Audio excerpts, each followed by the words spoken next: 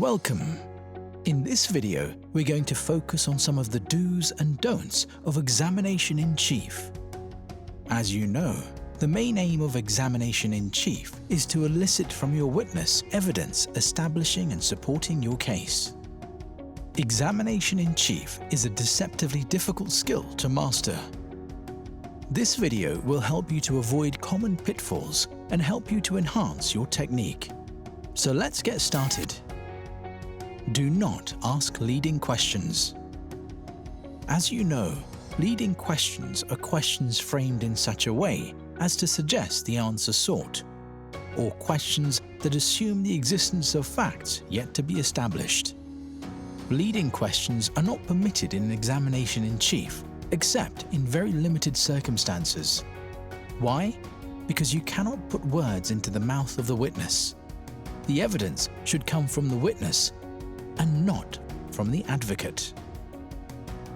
You saw the man climb through the window, didn't you? Yes, I saw the man climb through the window. There are exceptions to the rule against asking leading questions in examination in chief. For example, you can ask leading questions if your opponent gives you permission to lead, or if the matter is not in dispute. Let's move on. You should maintain eye contact with the witness in order to show that you are listening and interested in what they are saying. It's important that the witness feels that you are interested in what they have to say. Otherwise, the witness may not be encouraged to give their best evidence. In which direction did the car go? The car sped off in the opposite direction, towards the city centre. Where were you positioned at this point? There's no need to stare the witness out. This will make you seem unhinged and inevitably make the witness feel uncomfortable. Simply maintain normal eye contact, glancing at your notes in between receiving answers to your questions. Next, you must avoid commenting after the witness has answered the question. I saw the men get into a car. I see. What colour was the car? Pink. Okay. And what was the registration number? XX19 XXXX5. Thank you. In which direction did the car go? Towards the city centre, in the opposite direction to where I was positioned. Thank you. How would you describe the manner in which the vehicle was being driven? Erratically. Great. Your Honour, I have no further questions. It's important that advocates do not give any indication that they are content with the answer received from the witness they're examining in chief. Therefore, once an answer has been given, an advocate may not pass comment. Instead, after receiving the answer from the witness, simply pause for a couple of seconds in order to gather your thoughts and to use the information to formulate your next question. Let's move on. Don't show disapproval of the witness's answer. Please describe what the man was wearing. Your guess is as good as mine.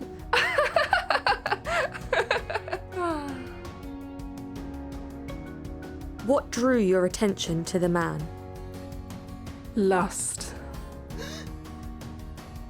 If you receive a bad or unexpected answer from the witness, you must never show this on your face. You must never lose your composure.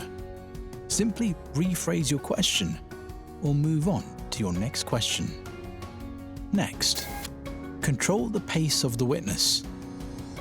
Your job is to ensure that the court is able to understand and follow the evidence, so you must control the speed at which the witness gives their evidence. What did you observe? I was walking my dog in the local park. It was about 7 in the morning. I saw a man walking a Doberman. The Doberman was initially on a lead. Another man walked up to the first man. The first man took the Doberman off the lead and shouted, "Attack! Attack!" He pointed at the second man. As he said this, the Doberman jumped up at the second man and started attacking him. There was blood everywhere. It was awful. If the witness is speaking too quickly, don't be afraid to politely ask the witness to speak a little more slowly. Remind the witness that notes of their evidence is being taken. Finally, please use appropriate language. Now, Mr. MacDonald, in anticipation of the forthcoming, hitherto lamentable portent, what did you do next? Huh? Apologies, I'll rephrase the question. Had he been vanquisher, as by the same covenant and carriage of the article designed?